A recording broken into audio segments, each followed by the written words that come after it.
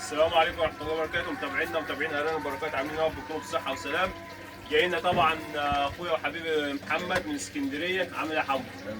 حمو طبعا جاي يستلم الشغل من عندنا يا جماعة. محمد طبعا شايف فيديوهات ياما على النت وكلام من ده. أول ما دخل عندنا مسك الأرنب قاعد يقلب فيه شمال ويمين ويجيب كل ضوافر. قلت له براحتك يا محمد، طبعا أنت تدفع فلوس ولازم تستلم حاجة كويسة. ايه رايك يا محمد في الشغل بعد ما انت مسكته وانت فرسته بقى؟ الراجل ده خلي بالك 100 100.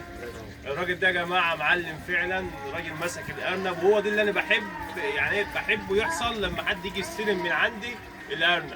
ليه؟ محمد مسك الارنب ما سابش فيه حته غير لما فرسه. دي الصح، هو ده الشغل اللي المفروض اي واحد يجي يستلم مني يعمله معايا. انا ببقى مبسوط من كده، لان انا عارف الشخص دي كده اللي هو ياخد الحاجه دي يحافظ عليها.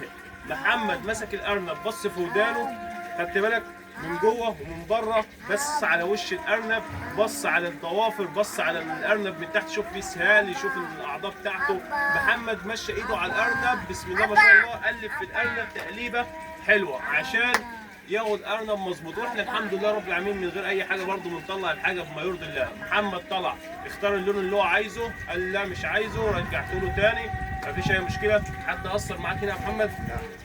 بما يرضي الله. اللي انت قلت عليه خدته الالوان.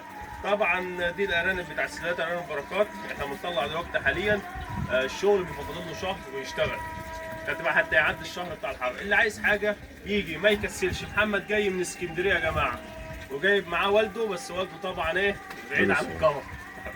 ماشي. ومحمد السلام. في محمد لو انت ناقصك اي حاجه ولا في اي حاجه في الشغل قول عادي، احنا بنتكلم بصراحه. الحاجه كده عجبتك؟ انت كده واخد ايه من عندنا؟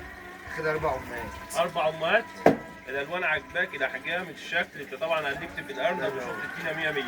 واحنا ده اللي احنا عايزينه يا جماعه، عايزين اللي يجي يقلب زي ما هو محمد قلب كده. محمد كده هيبقى مربي 10 على 10 ان شاء الله، لان الراجل عارف المنظر بتاع الارنب المفروض يبقى عامل ازاي. محمد بص على الارنب من بره عشان يعرف الارنب ده عنده مشاكل كخارجيه صحيه. محمد قلب في كل المشاكل اللي بتبقى في الارنب وانت بتطلعه. بسم الله ما شاء الله عليه. فانا كده حابب محمد، لان محمد لما ياخد الارنب ده عنده هيبتدي كل يوم مثلا لما يجي ياكل هيبص على الارنب، هيشوف الارنب دي في حاجه متغيره، في حاجات من اللي هو كان بيبص عليها دي حصل لها حاجه، يعرف هنا الارنب داخل على دور مرض ولا لا، يعرف الارنب عنده مشكله ولا لا. فيا محمد ربنا يبارك لك في الشغل ده حبيبي، ماشي، وربنا ان شاء الله يوفقك فيه. وانا بتمنى لك والله اللي انت ربنا يكرمك منهم ان شاء الله، وتبقى معلم قد الدنيا كده، وتطلع سلات في اسكندريه وتغرق الدنيا بحالك. ماشي يا حمو، حبيبي يا حمو، شرفتنا. السلام عليكم ورحمه الله وبركاته.